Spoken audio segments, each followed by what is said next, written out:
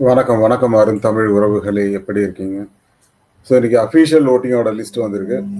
அதுல ஃபர்ஸ்ட் பிளேஸ்ல திவ்யா இருக்காங்க. 2வது இடத்துல பார்வதி, 3வது இடத்துல விக்ரம், 4வது இடத்துல அரோரா, 5வது இடத்துல சபரி, 6வது இடத்துல சாண்ட்ரா, கனி 7வது இடம், வியானா 8வது இடம், அமித் 9வது இடம், கெமி 10வது இடம், 11 வந்து ரம்யா, 12 பிரஜன், 13 சுபிக்ஷா இருக்காங்க.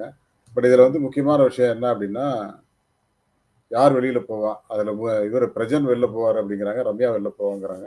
பட் சுபிக்ஷா வந்து பாதுகாக்கப்படலாம். கொஞ்சம் டைம் குடுப்பாங்க அப்படிங்கிற மாரி தெரியுது.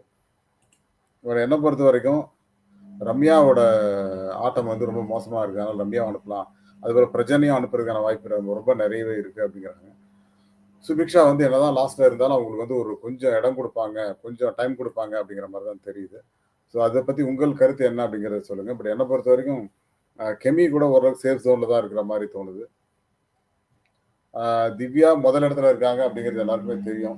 ஸோ திவ்யாவோட ஆட்டமும் ஓரளவுக்கு தெளிவா இருக்கிறதுனால, கொஞ்சம் நல்லாவே பண்றாங்க. பார்வதி 2வது இடத்துல இருக்காங்க. ஓட்டிங்ல நீங்க பார்த்திருப்பீங்க. விக்கர்ஸ் வந்து 3வது இடத்துல இருக்காரு. Safe zone. அரோரா 4வது இடம், 5வது இடம்லாம் வந்ததெல்லாம் பெரிய விஷயம். பட் அவங்களோட கேம் கொஞ்சம் நல்லா வந்திருக்கு அப்படிங்கிற மாரி தான் இருக்கு.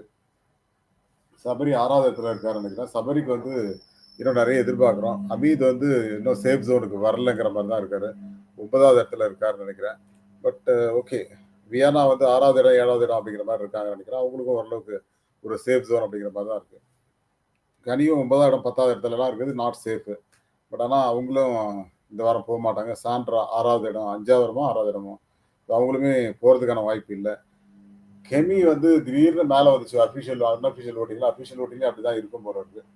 ஏன்னா ஓரளவுக்கு அவங்க ஃபைட் பண்ணியிருக்காங்க அப்படிங்கிறது தெரியுது.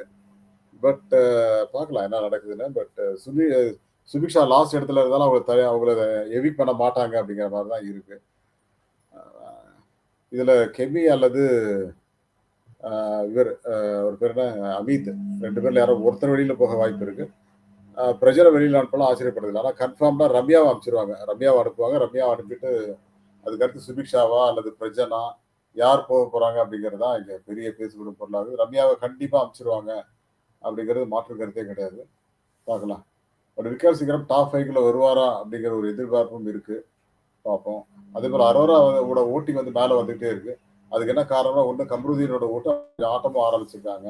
பார்வதிக்கு திவாகரோட ஓட்டுனால தான் அவங்க அதிகமா வர்றாங்க அப்படின்னு தோணுது. திவ்யா வந்து வினோத் ஓட்டுக்கு வந்தாருன்னா, முதல் இடமா, 2வது இடமா அப்படின்றது தெரிஞ்சிரும். பார்க்கலாம். சாண்ட்ரா வந்து பிரசன்ட் வெளில போனா அவங்க டாப் 5க்குள்ள வரலாம். இல்லாட்டி வர முடியாதுங்கிற மாரி தான் இருக்கு.